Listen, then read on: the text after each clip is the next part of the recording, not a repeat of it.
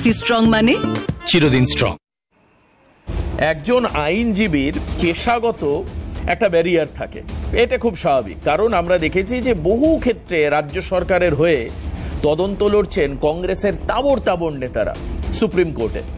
এই ক্ষেত্রে তন্ময়দার কাছে যাওয়ার আগে প্রশ্ন উঠতে পারে যে বিপত্তারণ ভট্টাচার্য নামক যে আইনজীবী অনুব্রত মণ্ডলের হয়ে আইনি লড়াইটা লড়ছেন, তিনি তো বিজেপির লোক। এই ক্ষেত্রে ওই পেশাগত ব্যারিয়ারের বাইরে বেরিয়ে তিনি বিজেপিকে রাখছেন, নাকি তিনি অনুব্রতকে অ্যাজ এ ক্লায়েন্ট হিসাবে দেখছেন? বিপত্তারণ মিডিয়ার সামনে মুখ খুলেছেন। তন্ময়দার কাছে যাওয়ার আগে ছোট্ট করে বিপত্তারণ ভট্টাচার্য কি বলেছেন আজকে একবার শোনাবো আপনাদের, শুনুন। যারা আছে, আমরা কেষ্টদার সঙ্গে আমি ছিলাম, আছি, থাকবো। চন্দ্রনাথ সিনহার সঙ্গে ছিলাম, আছি, থাকবো। এই বিষয়ে আমার বক্তব্য। আর জেলা সভাধিপতিকে জিজ্ঞাসা করবেন, যিনি আছেন সেই সভাধিপতিকে, যে তার কেস এখনো পর্যন্ত করছি। তিনি 2021 সালে আমি যদি বিজেপির হয়ে কেস করতাম তাহলে জেলা সভাধিপতি আমাকে কেসটা দিতেন না। তিনি আমাকে ওকালতনামা দিয়ে দিয়েছেন, তার হয়ে আমি কোর্টে রিপ্রেজেন্ট করি। এই বিপত্তারণ ভট্টাচার্যকে বিজেপির লোক বলে বলা হচ্ছে বা বিজেপি কর্মী বলে বলা হচ্ছে। পেশাটা তার আইন পেশা হতে পারে, আইনজীবী। কিন্তু তিনি যেখানে বসে বাইটটা দিচ্ছেন, একবার সেই ছবিটা আমার প্রোডাকশন যারা কলিগ রয়েছেন তাদেরকে আমি দেখাতে বলবো, যে তিনি যেখানে বসে বক্তব্য রাখছেন সেটা হচ্ছে তৃণমূল যুব কংগ্রেস এবং তৃণমূল ছাত্র পরিষদের বীরভূমের কার্যালয়। সুকান্ত মজুমদার এই সম্পর্কে একটি বক্তব্য রেখেছেন। সুকান্ত মজুমদার কি বলেছেন সেটা আপনাদের শোনাবো, কিন্তু তার আগে তন্ময়দার কাছে যাব। তন্ময়দা, প্রশ্ন পুলিশের ভূমিকা নিয়ে, এটা ইস্যু নয়, পুলিশের ভূমিকা নিয়ে আপনারা বারবার করে অভিযোগ করছেন অনুব্রতকে কেন গ্রেপ্তারি নয়, ইমিডিয়েট গ্রেপ্তার করা উচিত। আজকে নওশাদ সিদ্দিকের একটা বক্তব্য শুনছিলাম, ইমিডিয়েট আইনের হেফাজতে এনে তার যা শাস্তি হওয়া আইনি প্রক্রিয়া চালানো উচিত বলছেন এরা। ছাড়া রয়েছে কেন উন্মুক্ত ছাদের নিচে, উন্মুক্ত খোলা আকাশের নিচে অনুব্রত? এটা নিয়ে প্রশ্ন তুলছেন সবাই, আপনি কি বলবেন? দেখুন, ঘটনাটা ঘটেছে, তিনি একজন পুলিশের আধিকারিক, আইসিকে অকথ্য ভাষায়, অশ্রাব্য ভাষায় গালিগালাজ করছেন, যেটা হচ্ছে আপনারা এমন চালিয়ে শোনাতে পারবেন না। এবং শুধু তাই নয়, তিনি এই কথাও বলছেন যে তার তো মা এবং তার স্ত্রী, তাদেরকে ধর্ষণ করে দেওয়া হবে, আমি আর এর থেকে বেশি বলতে পারছি না। আর তাছাড়া তিনি আবার হুমকি দিচ্ছেন তাকে নাকি চুল ধরে তুলে আনবেন, সে আইসিকে মারতে মারতে বের করে আনবেন। তো এরপরও যদি পুলিশ কিছু না করতে পারে, তাহলে আপনাকে এইটা মেনে নিতে হবে যে পুলিশের শিরদাঁড়াটা ভেঙে দেওয়া হয়েছে। সেটা দেখেছেন আপনারা আরজি করের আন্দোলনের সময়, সেখানে জুনিয়র ডাক্তাররা লালবাজারে গিয়ে পুলিশের সিপিকে শিরদাঁড়া দিয়ে এসেছিলেন, কারণ তারা একই কথা বলেছিল যে পুলিশের শিরদাঁড়া ভেঙে গিয়েছে। কারণ একটা পুলিশ কি করে তার মায়ের নামে, তার হচ্ছে স্ত্রীর নামে এই ধরনের গালিগালা সহ্য করতে পারে? তার কারণটা কি জানেন? এখানে পুলিশ সমস্যা নয়, এখানে সমস্যা হচ্ছে পুলিশ মন্ত্রী। কারণ সেই পুলিশ মন্ত্রী এক সময় বলেছিলেন, যখন তিনি বলেছিলেন যে বোম মারো পুলিশের ওপরে বা নির্দলদের বাড়ি যে জ্বালিয়ে দাও, তখন তিনি সাফাই দিয়েছিলেন ওর মাথায় অক্সিজেন কম যায়।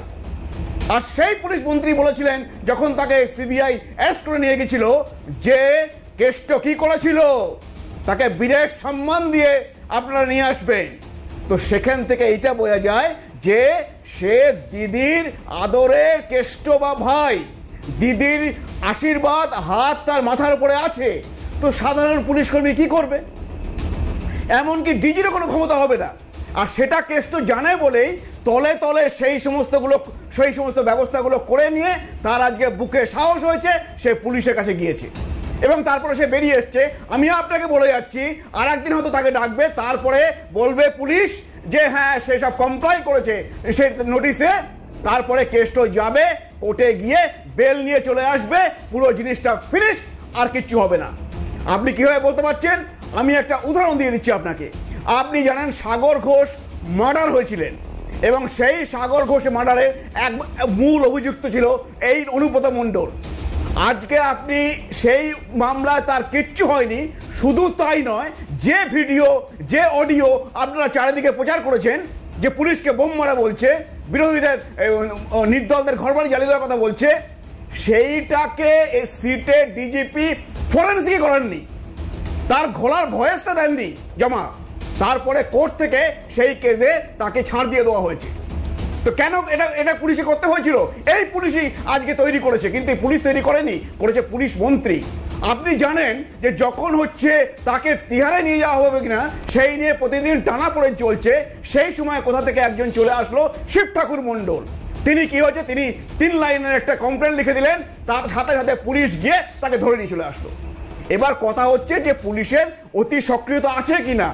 আপনি দেখুন কৌস্তব বাগচিকে, আমাদের দলের হচ্ছে কর্মী কৌস্তব বাগচিকে মাঝ রাতে গিয়ে তুলে এনেছিল পুলিশ, তাকে একদিনও রাখতে পারেনি, কোর্ট সাথে সাথে বেল দিয়েছিল। আপনাদের মনে থাকবে সজল ঘোষকে বাড়ি গিয়ে দরজায় লাথি মেরেছিল, মেরে তারপর তাকে অ্যারেস্ট করেছিল। আজকে মনে আছে আপনার মুর্শিদাবাদে হরগোবিন্দ দাস আর চন্দন দাস মৃত্যু হয়েছে, তাদের স্ত্রী দুজনের স্ত্রী আজকে শর্ট লেগে এসছেন। একজনকে হচ্ছে অপহরণের একটা চিরকুটে লিখে নিয়ে সাদা কাগজে পুলিশ চলে এসেছে শর্ট লেগে, বাড়ি থেকে ভাঙচুর করছে দরজায়। তাহলে আপনি বলতে পারবেন যে সেই পুলিশের মেরুদণ্ড না ভাঙা হলে তারা এইটা সহ্য করতে পারে যে তাদের হচ্ছে স্ত্রীকে, তাদের হচ্ছে মাকে এইরকম অকথ্য ভাষায় গালিগালাজ করছে? তো এখানে আমরা আশা করিনি কখনো কিছু হবে, আর যেটা আশা করেছিলাম সেই মতনই হচ্ছে। কারণ এখানে হচ্ছে মূল সমস্যাটা হচ্ছে পুলিশ মন্ত্রী, তার হাত রয়েছে মাথার উপরে, যে কারণ তার ছোট ভাইকে দেখতে হবে সব সময়। আর সেটাই হচ্ছে পশ্চিমবঙ্গের এখন সব থেকে বড় সমস্যা। শুধুমাত্র এই আপনি যে একজন বললেন যে একজনকে আজকে মুম্বাই থেকে গিয়ে ধরেছে, এই বাচ্চাটিকে যে টর্চার করেছে, সেটা পুলিশ করতে পারে, কিন্তু পুলিশ অনুপদের গায়ে হাত দেওয়ার কোনো ক্ষমতা নেই, কারণ পুলিশ মন্ত্রী আছে তার পিছনে। একেবারে আমি